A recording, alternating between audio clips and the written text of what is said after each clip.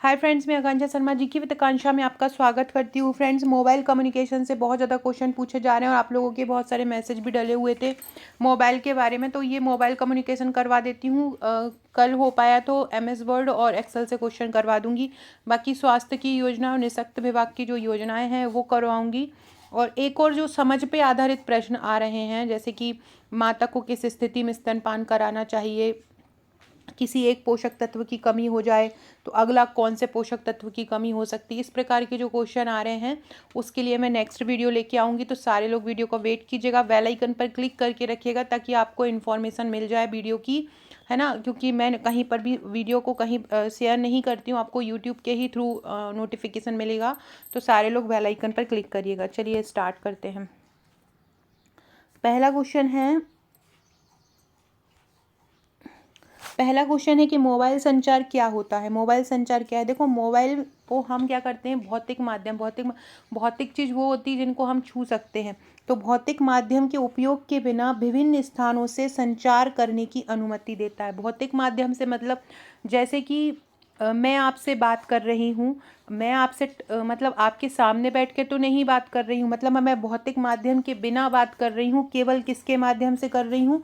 संचार के माध्यम से कर रही हूँ, है ना, मीडिया के माध्यम से कर रही हूँ। तो जब हम भौतिक माध्यम के उपयोग के बिना विभिन्न स्थानों में संचार करते हैं तो वो क्या होता है? मोबाइल संचार होता है। मतलब भौतिक माध्यम के उपयोग के बिना विभिन्न स्थानों से संचार करने की ये अनुमति देता है। अगला है वायरलेस संचार क्या होता है। वायरलेस संचार क्या होता है? तो भौतिक माध्यम के उपयोग के बिना एक स्थान से दूसरे स्थान पर डाटा भेजना। भौतिक माध्यम के उपयोग के बिना एक स्थान से दूसरे स्थान पर डाटा भेजना क्या कहलाता है? वायरलेस संचार कहलाता है। बहुत इंपॉर्टेंट है। मतलब इनमें भौतिक माध्यम नहीं है, खुद व्यक्ति प्रेजेंट नहीं हो रहा, किसी न किसी डिजिटल माध्यम द्वारा संचार कर रहा है, उसको हम वायरलेस संचार बोलते हैं।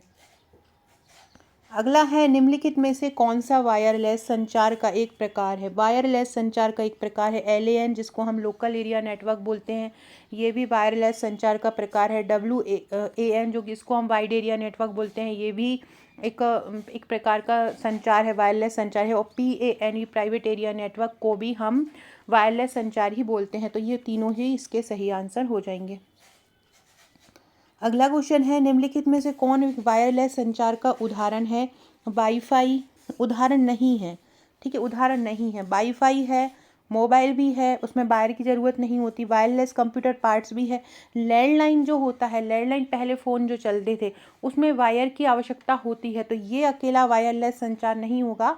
बाकी के जो ऊपर के तीनों होंगे वो वायरलेस संचार के उदाहरण होंगे। अगला क्वेश्चन है, वायरलेस संचार का उपयोग क्यों किया जाता है। ये अरबों लोगों तक इंटरनेट से जुड़ने में सक्षम करता है, नेटवर्क बुनियादी ढांचे की लागत कम करता है, सेवाओं को अधिक सस्ता बनाता है। तो इसके आंसर सही हो जाएंगे।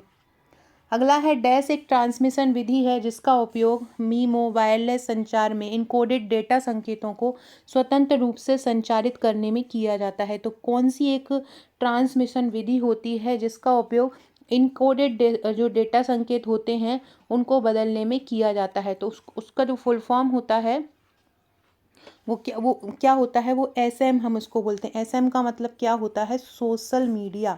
SM को हम क्या बोलते हैं शॉर्ट फॉर्म में? सोशल मीडिया को हम शॉर्ट फॉर्म में SM बोलते हैं। और एक ट्रांसमिशन विधि है जिसका उपयोग हम मीमो वायरलेस संचार में इनकोडेड डेटा संकेतों को स्वतंत्र रूप से संचारित कर सकते हैं, अपने विचारों को स्वतंत्र रूप से संचारित कर सकते हैं।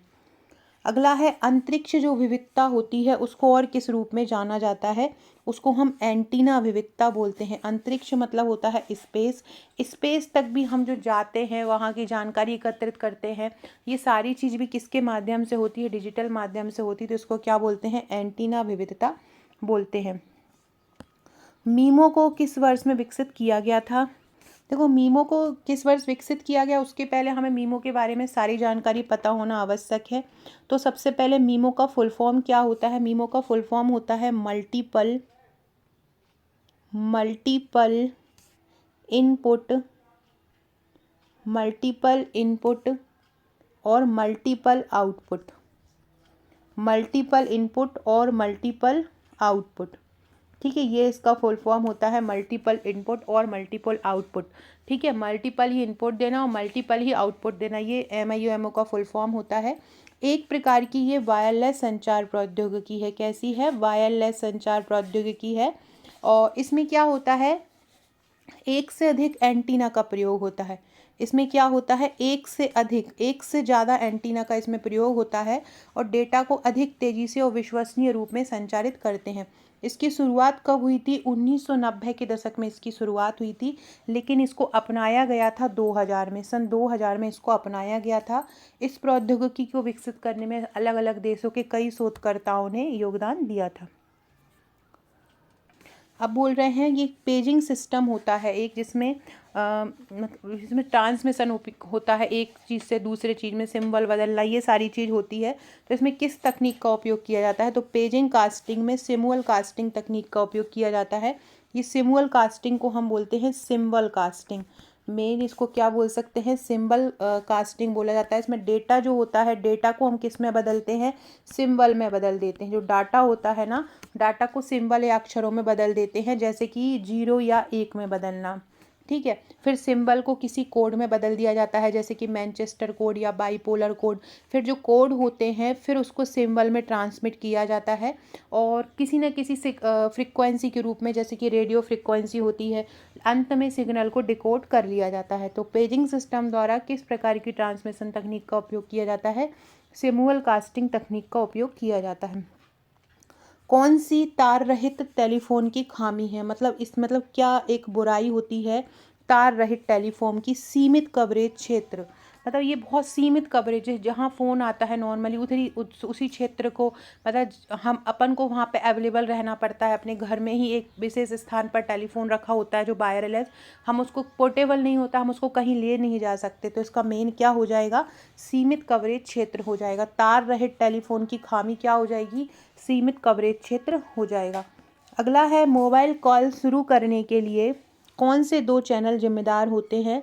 तो मोबाइल कॉल शुरू करने के लिए FCC और RCC जिम्मेदार होते हैं। कौन से 2 केबल जिम्मेदार होते हैं? FCC एंड RCC जो केबल होते हैं वो इसके लिए जिम्मेदार होते हैं। देखो, एक मोबाइल कम्युनिकेशन और एक MS एक्सेल और MS वर्ड, इन तीनों ही टॉपिक से क्वेश्चन आ रहे हैं। कोई बाहर से क्वेश्चन नहीं आ रहा है। कंप्यूटर में कुछ क्वेश्चन तो बहुत ज़्यादा बेसिक लेवल के आ रहे हैं, और तो उनको मतलब अगर दिमाग शांत है और बहुत अच्छे माइंड में दोगे तो 160 170 नंबर आप लेके आओगे, क्योंकि 30-40 क्वेश्चन जो ऐसे आ रहे हैं ना कि वो कोई भी कर देगा, बिना पढ़े भी कोई जाएगा ना तो वो भी कर देगा।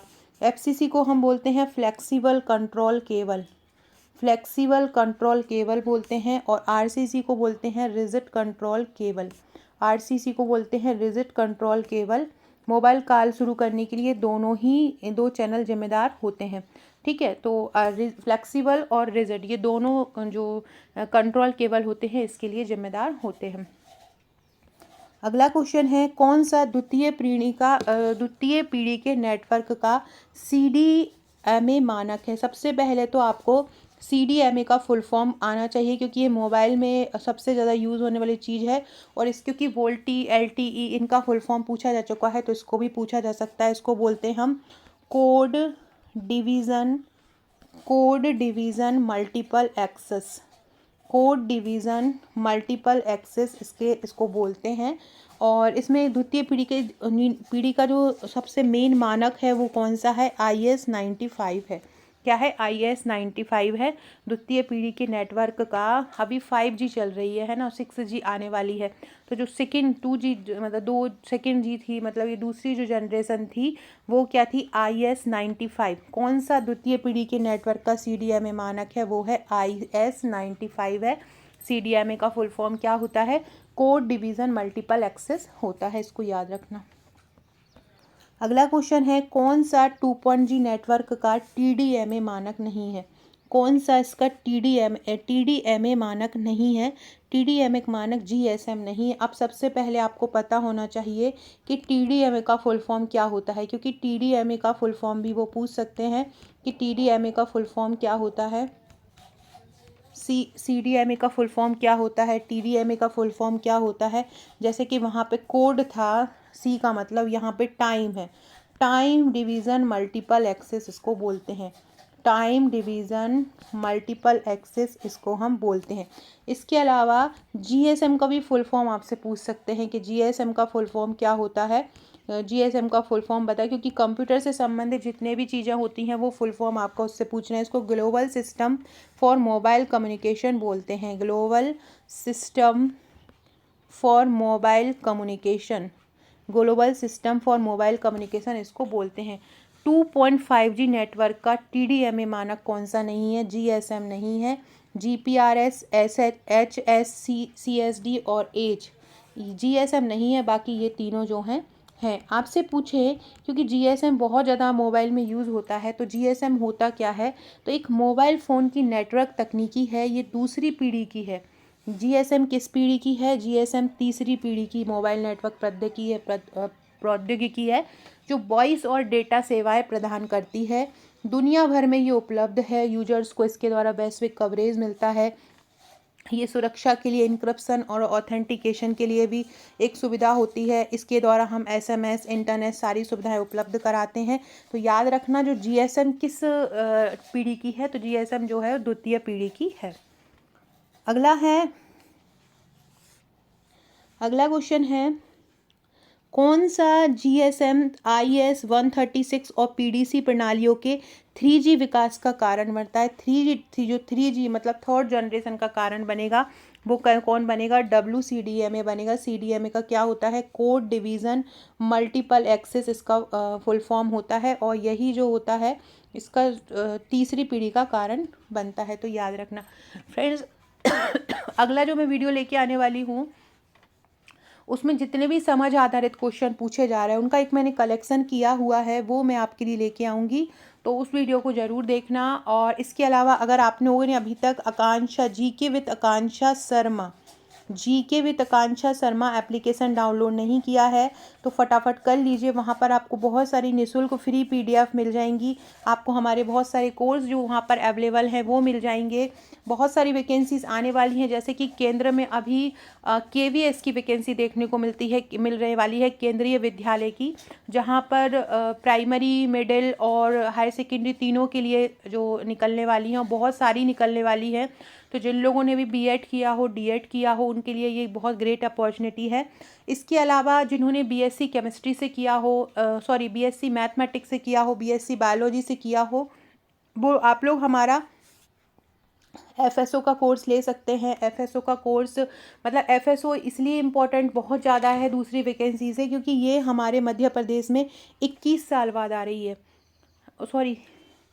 FSO जो हमारे मध्य प्रदेश में है वो 17 साल बाद आ रही है, और इसकी जो वैकेंसी है वो 120 हैं, और बहुत अच्छी वैकेंसी है, क्योंकि 120 तो टोटल MPPSC नॉर्मल ही देता है, लेकिन यहाँ पे उसने इतनी सारी दे दी। और इसमें लड़कों की जो एज है वो 40 साल है, और लड़कियों की जो एज है वो 45 साल है। BSc बायोलॉजी से किया हो, BSc मैथमेटिक्स से किया हो, है ना, जिसमें एक केमिस्ट्री मुख्य सब्जेक्ट के रूप में रहा हो, BSc biotechnology, BSc microbiology, pharmaceutical से किया हो, मेडिसिन में किया हो, हार्टिकल्चर से किया हो, एग्रीकल्चर से किया हो, फूड एंड न्यूट्रिशन से किया हो, सारे लोग इसमें फॉर्म भर सकते हैं। तो सारे लोग इसका फॉर्म ज़रूर भरिएगा। गारंटी तैयारी की मेरी है। इसमें टोटल 15 यूनिट रहेंगी। कुछ यूनिट बहुत ज़्यादा कठिन है जिनको मैं ट्रिक द्वारा आपको याद करवाऊंगी। तो हमारा जो ट्रिकी बैच है, हमारे 3 बैच अभी हमारी एप्लीकेशन पर उपलब्ध हैं, एक आबकारी का, एक MPPSC प्रीलिम्स का और FSO का। तीनों में ही अभी शुरू के FSO और MPPSC में शुरू के 100 लोगों को डिस्काउंट दिया जा रहा है 3,000 रुपये का, और केवल 2,000 रुपये में दिया जा रहा है। FSO का बैच आबकारी का बैच केवल 499 में दिया जा रहा है। तो फटाफट ले लो, रेट बढ़ जाएगा तो फिर वो रेट बड़े में लेना पड़ेगा, इसलिए फटाफट अपना रजिस्ट्रेशन करा लो। अब यहाँ पे अपन पढ़ रहे थे WCDMA। WCDMA में W क्या होता है, W को बोलते हैं हम वाइड बैंड। W को क्या बोलते हैं हम, वाइड बैंड बोलते हैं, और ये 3G विकास का कारण होता है। CDMA का बता चुकी हूँ मैं, कोड डिवीज़न मल्टीपल एक्सेस होता है। किसकी 3G CDMA 2000 के साथ कोई पश्चिगामी संगतता नहीं है, मतलब जो उसके साथ कोई भी रिलेशन नहीं रखता है। इनमें से ऐसा कौन है, तो ये है GPRS। GPRS तो पूरा ग्लोबल सिस्टम होता है। जीपीआरएस इन मोबाइल से या इनसे कोई संबंध नहीं रखता है। तो ठीक है, इसका आंसर क्या हो जाएगा। बाकी ये जो आईएस वाले जो सिस्टम है वो इससे मतलब रखेंगे। अब आपसे पूछें, हो सकता है आपसे जीपीआरएस का फुल फॉर्म भी पूछने की, जीपीआरएस का फुल फॉर्म क्या होता है। तो जनरल पैकेट रेडियो सर्विस इसको हम बोलते हैं, जनरल पैकेट रेडियो सर्विस। ठीक है, ये इसका फुल फॉर्म होता है। तो ये याद रखिएगा जीपीआरएस का। ये इससे संगत नहीं है, बाकी इससे संगत होते हैं। ये सबसे आगे होता है, पीछे नहीं होता। ब्लूटूथ द्वारा किस मॉड्यूलेशन योजना का उपयोग किया जाता है। ब्लूटूथ जो है वो किस मॉड्यूलेशन का उपयोग करता है, क्योंकि ब्लूटूथ तो आपके ही मोबाइल में रहता है, तो ब्लूटूथ से भी क्वेश्चन आ सकता है। तो जो ब्लूटूथ होता है वो किस प्रकार के मॉड्यूलेशन योजना का उपयोग करता है। तो ये करता है जीएफएस के। जीएफएस को हम क्या बोलते हैं, गसियन फ्रीक्वेंसी शिफ्ट कीइंग बोलते हैं, गसियन फ्रीक्वेंसी शिफ्ट कीइंग। ठीक है, ये इसको हम बोलते हैं, याद रखिएगा। जीएफएस के एक ब्लूटूथ से क्या संबंध होता है, तो जीएफएस के क्या होता है, गसियन फ्रीक्वेंसी शिफ्ट कीइंग इसको हम बोलते हैं। ये ब्लूटूथ में उपयोग की जाने वाली मॉड्यूलेशन तकनीक होती है और ये ब्लूटूथ डिवाइसों के बीच डाटा को संचरित करती है। तो याद रखना जीएफएस के को ये ब्लूटूथ द्वारा सम्मिलित होती है और इसमें 1 MBPS की ये दर प्रदान करती है। मतलब गति इसमें कितनी रहती है, 1 MBPS की रहती है। इसका जो वर्जन है वो 1.0 और 2.0 वर्जन इसमें उपयोग किया जाता है।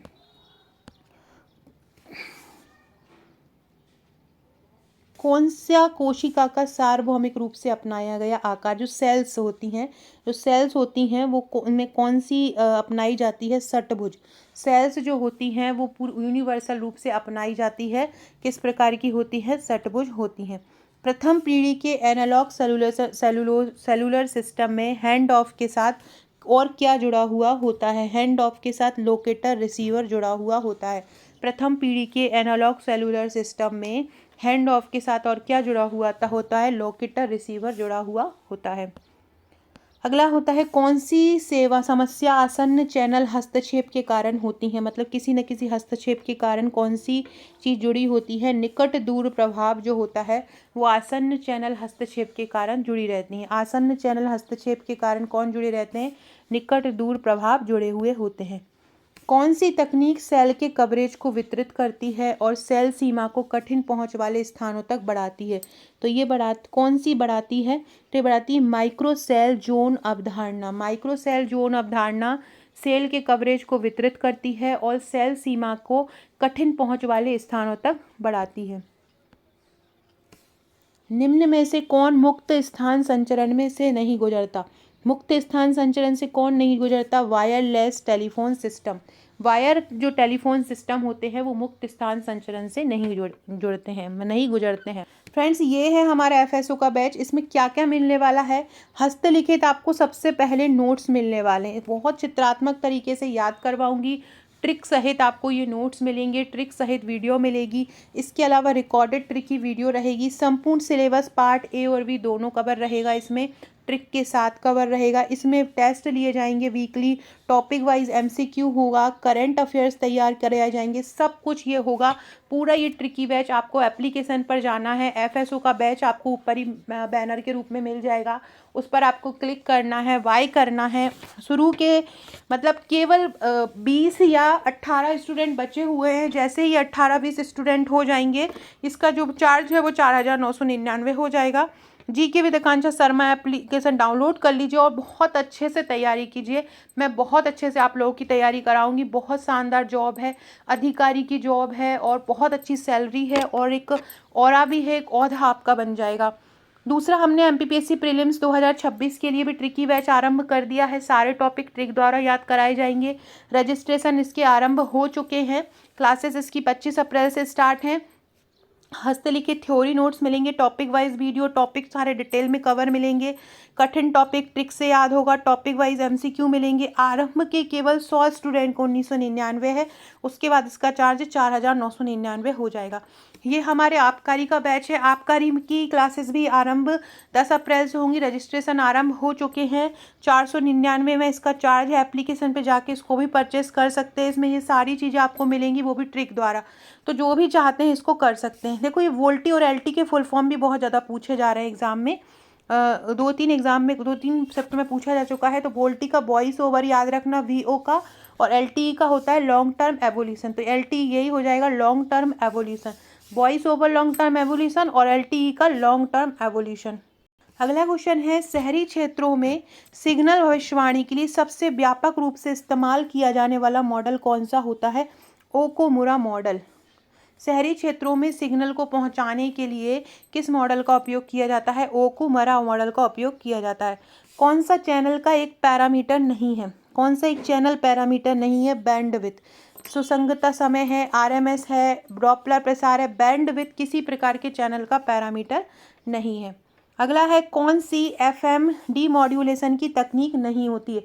एफएम तो आप जानते हो फ्रीक्वेंसी मॉड्यूलेशन है, उसको हम बोलते हैं। अब यहाँ पे पूछ रहे हैं, देखो मॉड्यूलेशन और जो डीमॉड्यूलेशन है वो कंप्यूटर में प्रयोग किया जाता है मॉडेम के लिए। मॉडेम के लिए प्रयोग किया जाता है और टेलीफोन की इसमें सहायता ली जाती है। फ्रीक्वेंसी मॉड्यूलेशन हम इसको बोलते हैं। अब ये बोल रहे हैं एफएम डीमॉड्यूलेशन की इनमें से कौन सी एक तकनीक नहीं होती है? तो slope detection. Slope detection FM demodulation की कोई तकनीक नहीं होती है। क्या? Slope detection. किसका उपयोग छोटे पैमाने पर समय और दूरी पर प्राप्त सिग्नल की गुणवत्ता में सुधार के लिए नहीं किया जाता है? किसका नहीं किया जाता है? मॉड्यूलेशन का। मॉड्यूलेशन का प्रयोग समय और दूरी पर प्राप्त सिग्नल की गुणवत्ता में सुधार करने नहीं किया जाता, जबकि मॉड्यूलेशन का उपयोग तो मॉडेम का उपयोग करने के लिए किया जाता है। क्वेश्चन आता है कि मॉड्यूलेशन और डीमॉड्यूलेशन का उपयोग क्यों किया जाता है? ये क्वेश्चन आता है। या ये पूछ सकते हैं कि मोबाइल में संचार को जोड़ने के लिए किसका उपयोग किया जाता है? तो मोबाइल मॉड्यूलेशन और डीमॉड्यूलेशन का उपयोग सिग्नल को एक स्थान से दूसरे स्थान तक संचारित करने के लिए करते हैं। सिग्नल को संचारित करने करते हैं और ये के वाहक के साथ मिला हुआ होता है।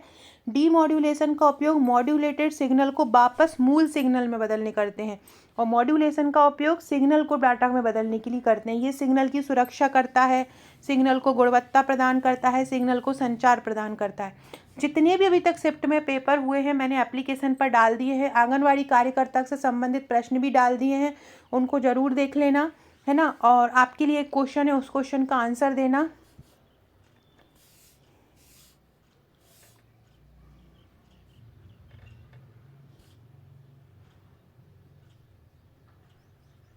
गर्भवती महिला को कितना आयोडीन चाहिए? आयोडीन इसलिए पूछ रही हूँ क्योंकि उनको बहुत ज़्यादा पसंद है, आयोडीन से बहुत क्वेश्चन पूछ रहे हैं।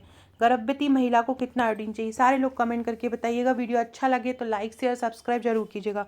Okay friends, thank you.